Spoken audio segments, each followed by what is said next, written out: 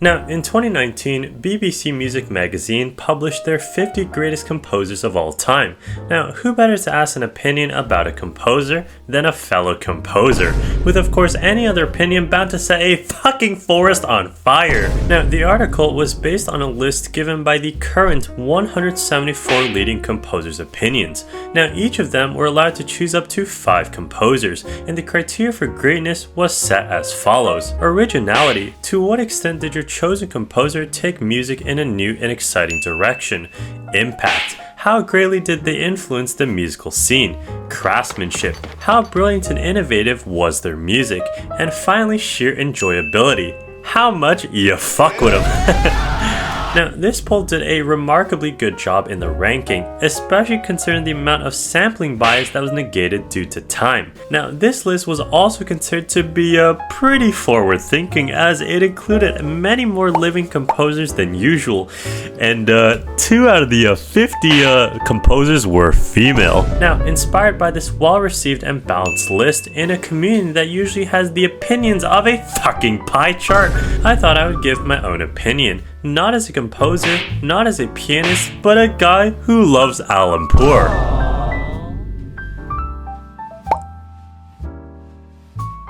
Level 0, PDQ Bug.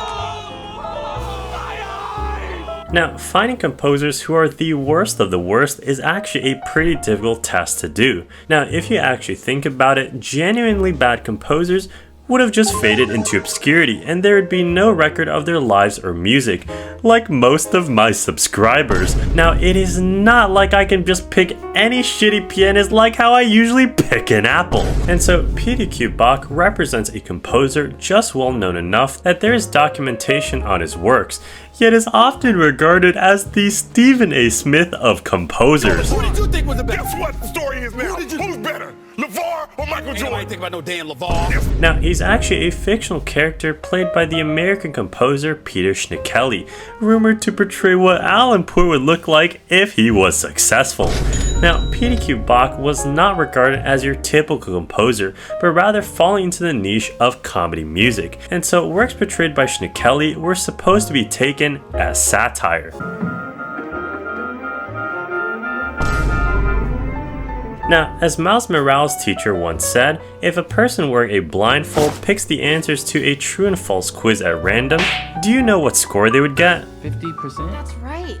The only way to get all the answers wrong is to know which answers are right. And so PDQ Bach represents a composer who is so comedically bad that they are in fact secretly good. Level 1, Alan Compose this Poor. melody, it's stuck in my head. It goes like da da da da da da da da. Now, Alan Poor represents the first level composer that is doing it unironically, with him full-heartedly believing that his compositions are some of the very best. Now, Alan Poor has undoubtedly taken bits and pieces of many great influences into his lifestyle choices, including recently moving to France, just like Chopin moved to Paris, and of course handwriting that is only rivaled by a fucking kindergartner. This is called random scribbling, which begins around 18 months. Now, technically speaking, Alan Poor's works are well above what any random guy can do with MuseScore Studio. However, the majority of criticism he receives is due to his sheer narcissism radiating off his smelly coat, and constantly insisting that he is well acquainted with more professions than Johnny Sins. But if you isolate just his composition skills, which is hopefully what you know him for and not his stinking math papers, it is about the level of an undergraduate music student.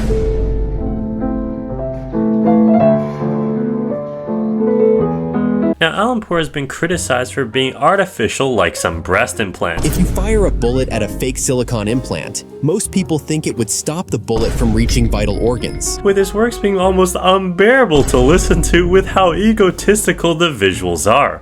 Now, the problem is that with his very average sounding works, he somehow finds a way to inflate their draft stock more than Sakura did with Dating Jason.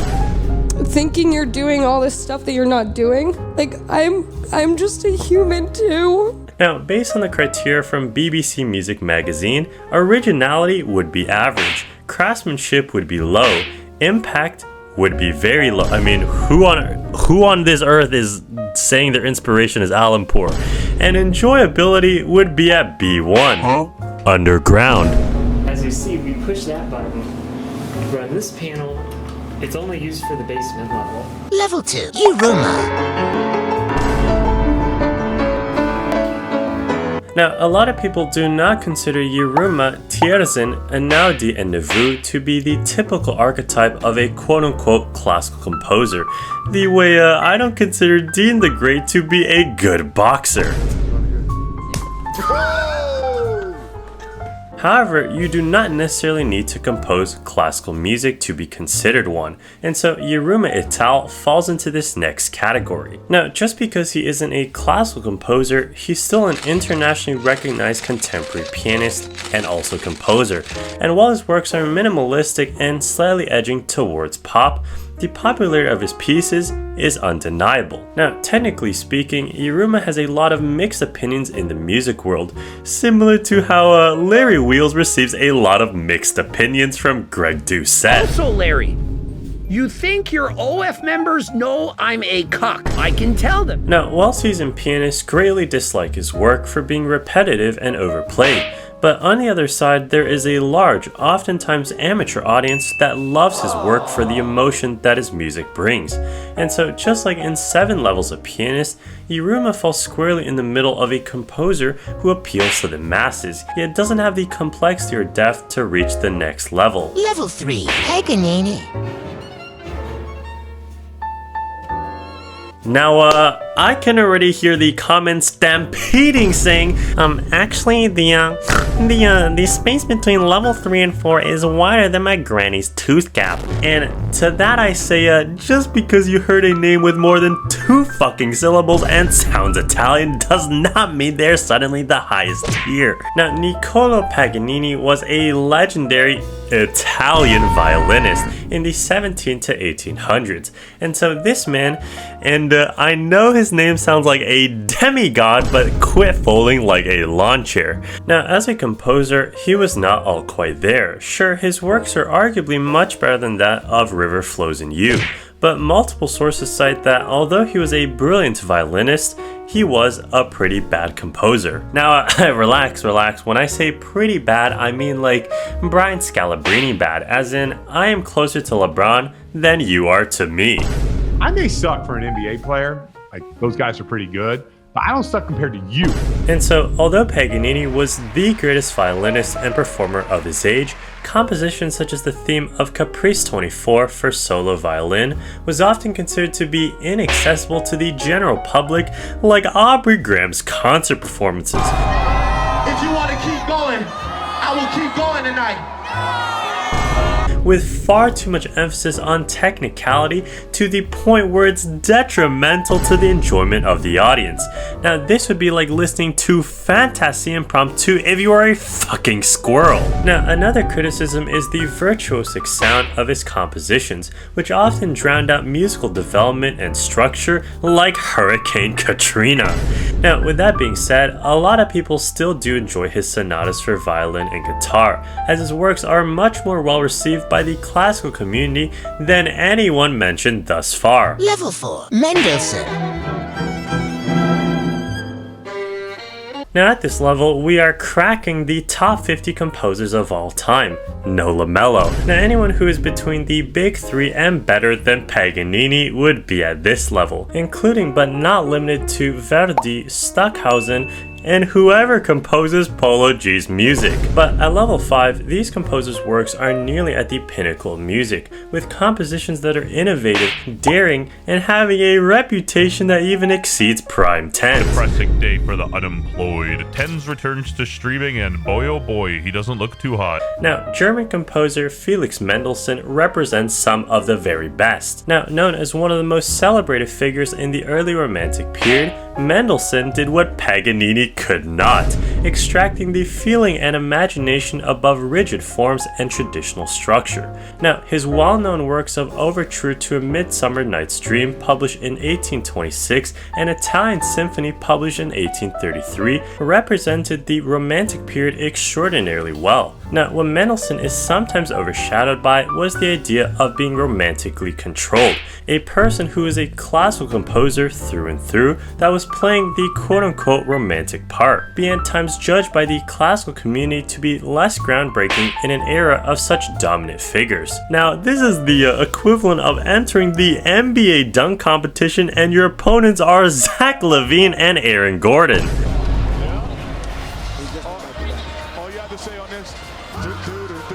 Now, he was no doubt a terrific composer, but there's a reason why the top 3 transcends music entirely. Level 5. Bach, Beethoven, and Mozart. Now, Bach, Beethoven, and Mozart are considered to be the greatest composers of all time. Now, while Kanye West has made good music for over a decade, their compositions and works have transcended music for nearly half a fucking millennium, the equivalent of William Shakespeare taught in school, but their works are actually voluntarily learned and not shoved down students' throats. Absolutely, and it's rather disconcerting, befuddling, bamboozling question you're asking. Now, these 3 individuals single-handedly represent a large portion of works that most music students suffer through today, with each of them having their own respective international music competitions. Now, you may be asking, what about Chopin? The Chopin competition is the largest and most prestigious modern-day piano competition, so Chopin must be the most influential. Now, Frédéric Chopin is indeed the greatest composer for the piano, but in terms of overall 2K stats, these 3 are unanimously regarded as the best composers outside of the piano.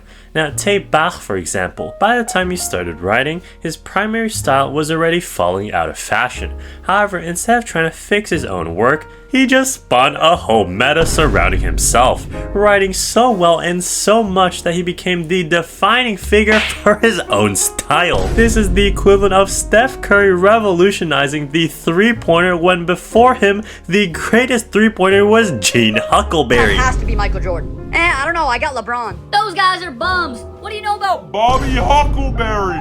Now, Liszt, Tchaikovsky, and Kanye West's manager are also up there, but these 3 have so much backing up their name that it would be like clickbaiting by using Kinda Chalice in the title. Well, I am prepared for a lot of mixed opinions in the comments, but did you enjoy that video? Want to see more? Please consider liking the video as we're aiming for 0 likes. Yeah, 100K, let's get it.